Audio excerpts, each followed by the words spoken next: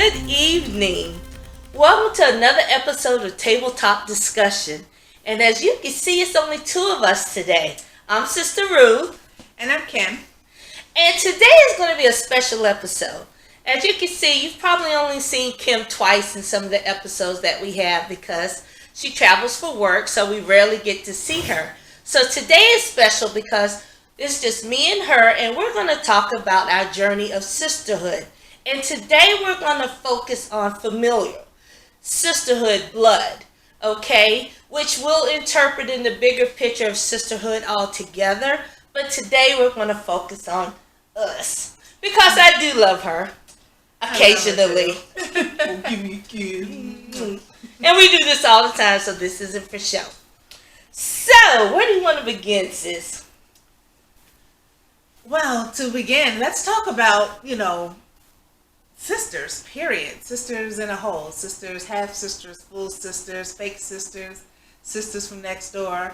I think the importance is sisterhood is that we're women. We need to stick together as sisters. We need to have one another's back, be there for one another. Our journey is a little different. Everybody's journey is different. So we're going to talk about just what it means to be a sister and, the responsibility that comes with it. It's more than just saying, hey, that's my sis, but do you truly and honestly mean that, in a sense of the word that, you would go to bat for them or that person can come to you at any time for anything. So that's what we're going to talk about today. Well, my sister picked this topic, and we wanted to start from a real point of our journey as being sisters. Me and my sister Kim, we met when she was 10 and I was 7. That's when we met. Now, most people that know us, they would never know from the way that our family behaves and the way that we are with one another that we don't have the same mom, but we have the same father. Now, what some people would call that is stepsisters.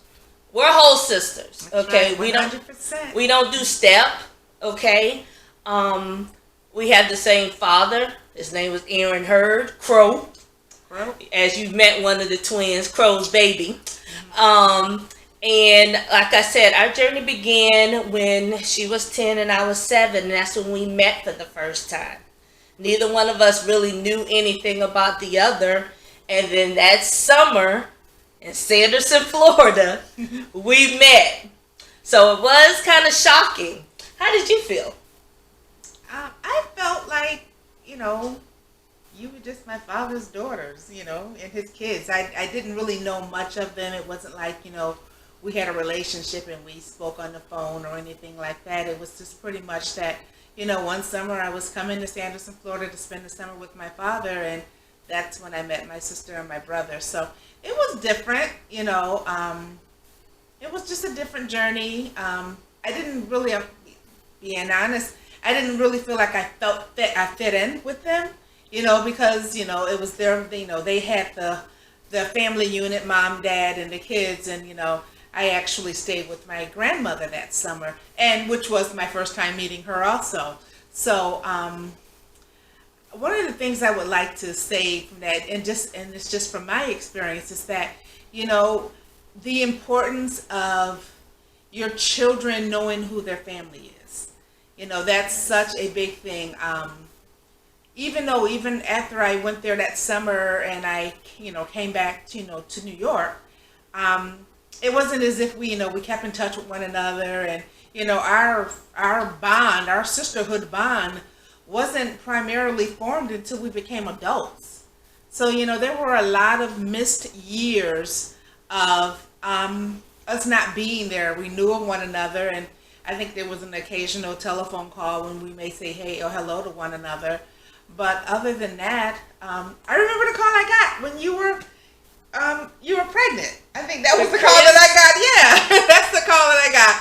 I remember that. But as far as, sisters calling each other and checking in and seeing how they're doing, and, I was just a few years older than she was. So, there was a lot of time missed. So I think the reason why we spend so much time now, I'm not trying to say we're trying to make up for that lost time, but, we just enjoy being with one another. I mean, like I travel a lot for work, so when I come home, the first person I want to see is her.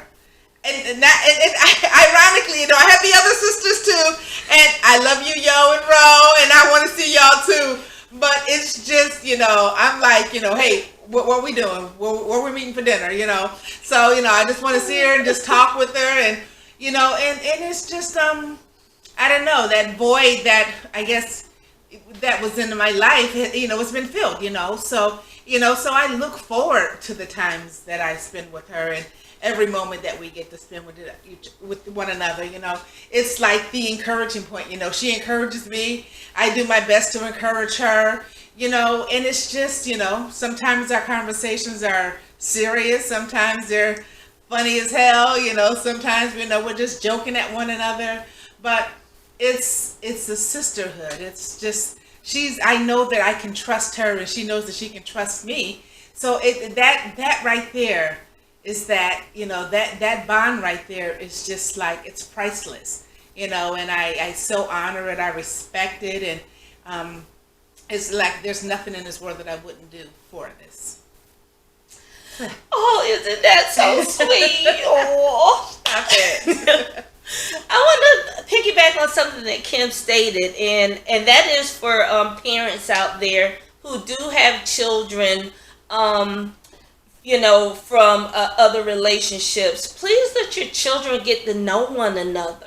As she was saying, just lost years and not knowing you had a sister out there, and then meeting your sister, and then really not seeing her much anymore after that. And it was so funny that she said, that I was 17. I was 17 when I got pregnant, called her and told her I was pregnant, and that's not from us talking every week or every day or every month. It's just something that, that was a very stressful time for me, because I had my life all mapped out of what I was going to do, where I was going to go, what I was going to be, and everything. And I got pregnant, and at 17, it wasn't a lot of people I can really talk to or say something about and not get judged by it. So I was able to call her and tell her those things. And then it was so funny because then when I turned 18, her and my dad did a surprise visit. Our dad was a truck driver, and they showed up to my apartment in Jacksonville. So it was good to see her and everything. And then she moved to New York. Exactly, and that's really when we really started to spend a lot of time with each other, seeing each other, talking to each other, traveling with each other. Was when I moved back to Rochester, New York. I was 18 years old, and she's repping the rock.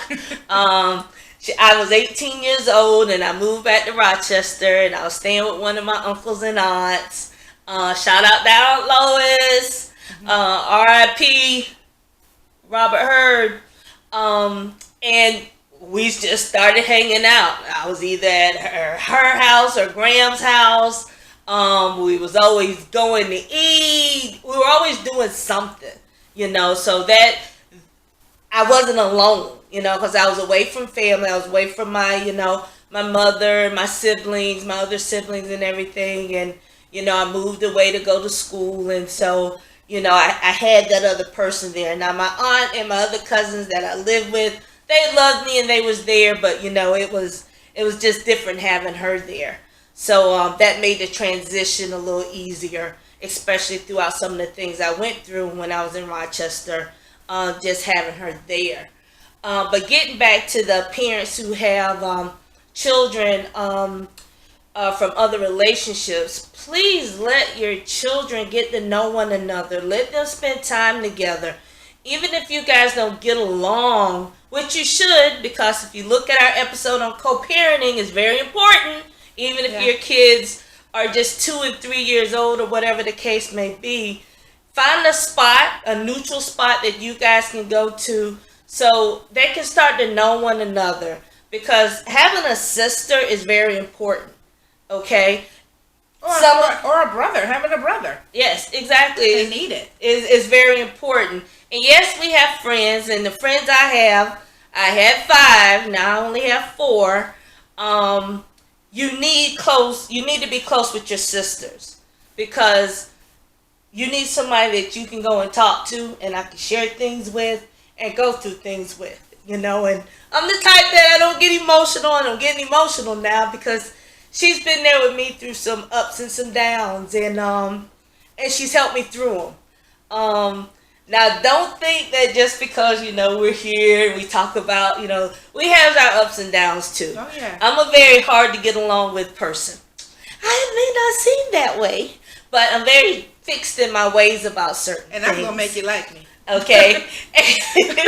And she always comes from a very helping spirit or a helpful spirit.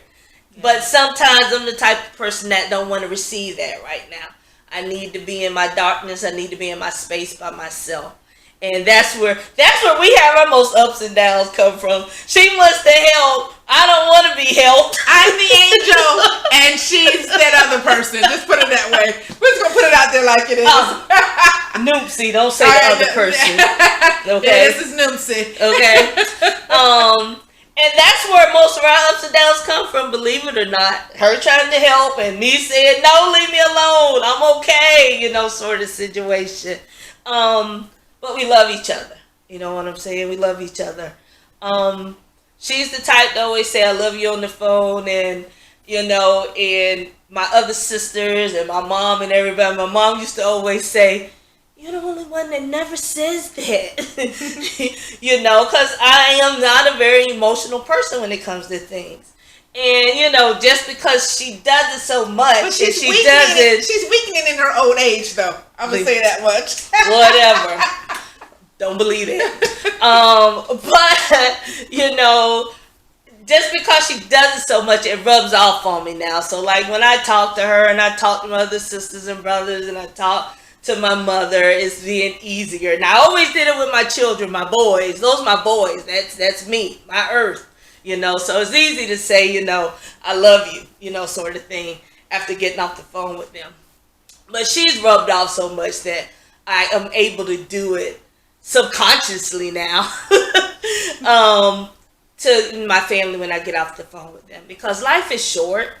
You know what I'm saying? And for any sisters who are out there that haven't spoken to your sister because of this reason or that reason, or you're beefing right now, you're mad about something that happened 15 years ago and you haven't spoken, or whatever the case may be, you need to work on that, because life is short, family is short.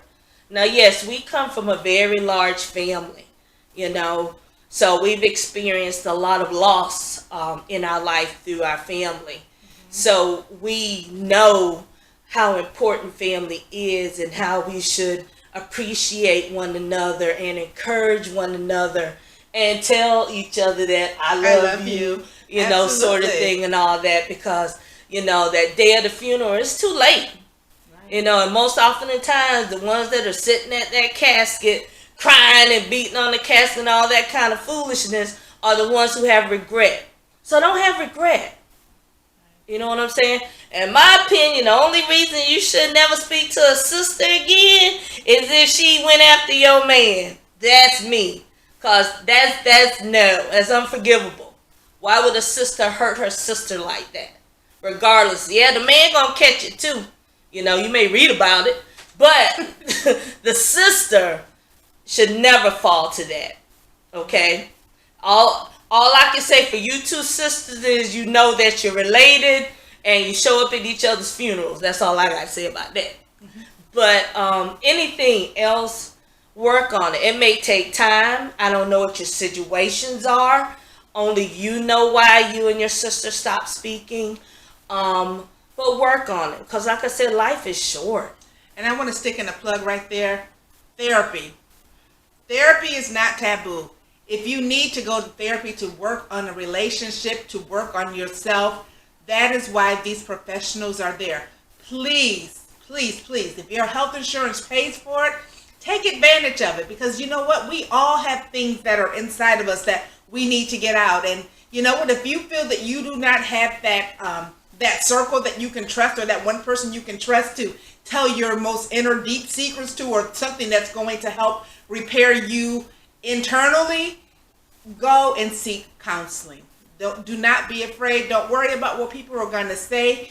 It's about you and your mental health. Mental health is real. So I would really encourage you, if you have that opportunity, if you need to speak with someone on a professional level, please do so.